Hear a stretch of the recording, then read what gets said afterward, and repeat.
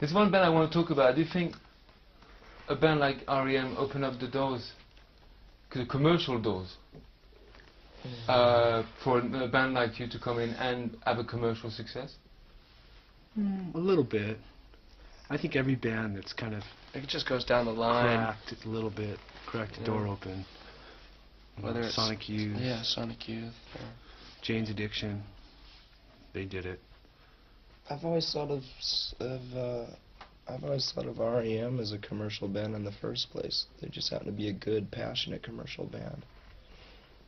And there have always been good, passionate bands in rock and roll throughout the history. It's just, it's up to fans and people involved in the music industry to make sure that it doesn't get as stale and as bad as it has within the last 10 years. Especially in the Reagan era. Yeah. did I roll that too tight? Sorry. Looks like it. I think I did. Yeah. No, Yeah, because I it's mean, too you know, tight. like from the, don't know if the word is right, but from the traditional band, the affiliation of band that you're coming up with, you talk about, you know, the youth, the Askedoos, people like that. You're the first one to put the door open. Yeah. It seems like the mainstream is very consistent in like blandness, being bland, like bland, boring TV shows, bland, boring bands, bland, boring blockbuster movies. It's all very consistent. When it comes to like mainstream and commercialism, it's sort of like no one's willing to take a chance because it's a risk of money. You know, that's why you've had the same bunch of crap on MTV for the past 6 years or whatever. You know, right. I mean, it just comes down to money, and people aren't willing. You know, it's not a feasible business move. You know, it's a vicious circle. Is actually these people who are trying to make money is they play it really safe, and they take like a demographic survey. So they survey all these the papal hierarchy in the Vatican. I mean, they survey all these people and say, like, what do you like? What do you want to see? And they've been fed garbage, so that's all they know. And they say, we want more garbage. So they give them the garbage. They survey them again, and it's all this garbage. The next thing you know, you have this full landfill full of diapers and styrofoam. And that's mainstream culture, is a soiled Pamper diaper in a Big Mac container. If you're talking of Hollywood, for example, you know, like, because it costs so much money to make a movie, and it's a risk, like you're talking about commercial risk, what they do now, and they've been doing for quite a few years, is they buy successful French movies of the 50s and the 40s. They were blockbusters because they were well written. Do they colorize them?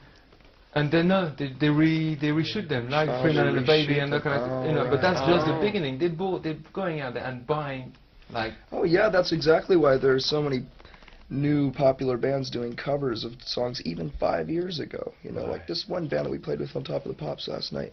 We're doing a cover of a Christopher Cross song. Yikes. Yikes. You know? Crikey. Yeah. what a chuff. Yikes, what a chuff. Yeah.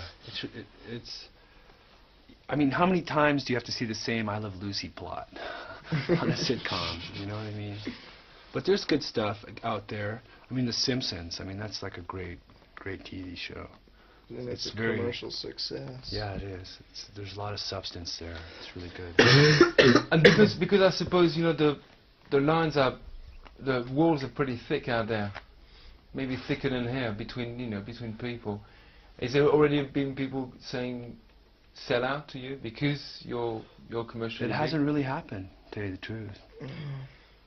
You know, because we're not really playing along. I mean, we're not at Studio 54 with Bianca Jagger or cruising down Hollywood Boulevard with Slash and Mickey Rourke.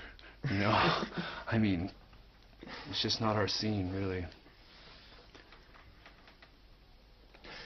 Pop, you know, in all the things I read about the band before I met you, it's like there's a word that comes back all the time, it's pop.